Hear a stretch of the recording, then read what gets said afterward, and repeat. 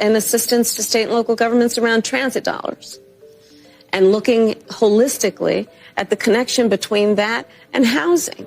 And looking holistically at the incentives we in the federal government can create for local and state governments to actually engage in planning in a holistic manner that includes prioritizing affordable housing.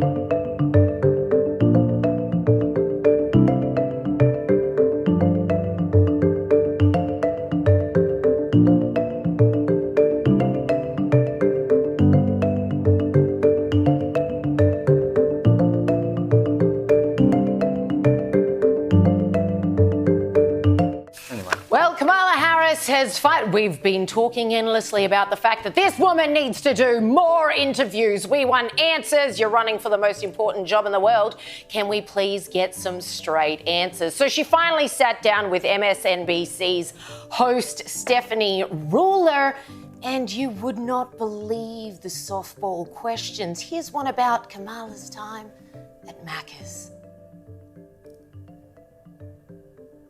Your opponent almost every day seems to be talking about this. So I just want to ask you yes or no. At any point in your life, have you served 2 all-beef patties, special sauce, lettuce, cheese, pickles, onions on a sesame seed bun, working at a McDonald's? Yes or no? That's it. I have. Okay. Now the other job. But it was not a small job. Like, I did the fries. I mean, Oh, incredible. That's one that she could answer really confidently. Not so much when Stephanie asked Kamala about, so with all these taxes that you intend to raise in order to fund all the things that you're going to pony for everyone, a pony for everyone's pony, what if you can't raise the taxes? What if you don't have the support in both the houses that you need in order to pull this off? Kamala should have just said, I don't know. Instead, she said this. You mentioned housing before, giving that extra money for a first home.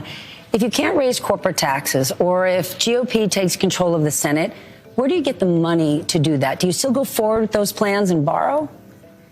Well, but we're going to have to raise corporate taxes, and we're going to have to make sure that the biggest corporations and billionaires pay their fair share. That's just it. Lady, if all the polls are correct, you're looking at a pretty divided government, even if you do make it to the White House.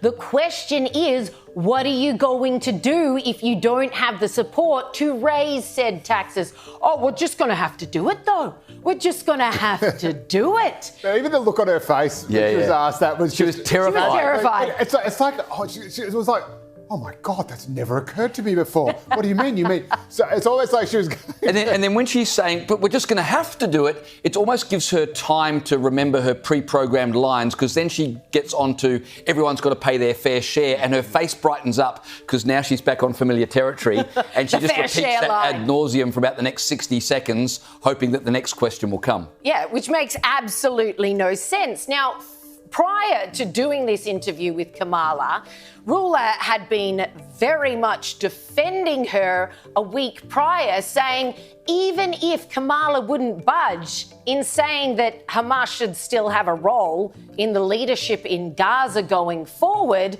you're not going to vote for Trump, are you? It's not too much to ask Kamala, say, are you for a Palestinian state if Hamas is going to run that state? Okay. Yes or no? And let's say you don't like her answer. Are you going to vote for Donald Trump? No, I'm not. Kamala I just said I'm not going to vote for her. Harris is not running for perfect. She's running against Trump. We have two choices.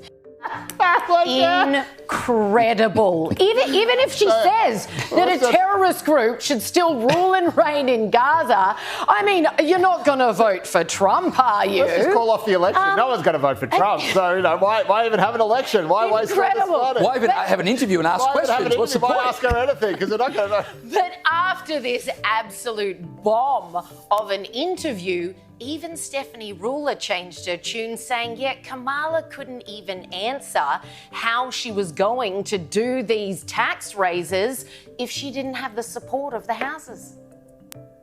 She doesn't answer the question around if the GOP is controlling the Senate, if she can't raise corporate taxes, where is she going to get the money from, to expand the child tax credit and do all the things she wants to do. And she says, we just have to do it. Changed her tune real fast, didn't she? So prior to the interview, she's just saying, look, no matter what she says, basically, including terrorists just still having control of that land, that's fine, anything but a vote for Trump. After the interview, she's like, she couldn't even answer this basic question, and admits it to the nation live on MSNBC. It's another one of those examples where these networks that endlessly shill for, daily tongue baths for the Democrats, actually end up with egg all over their face because they realise the person that we're trying to champion is not popular or intelligent.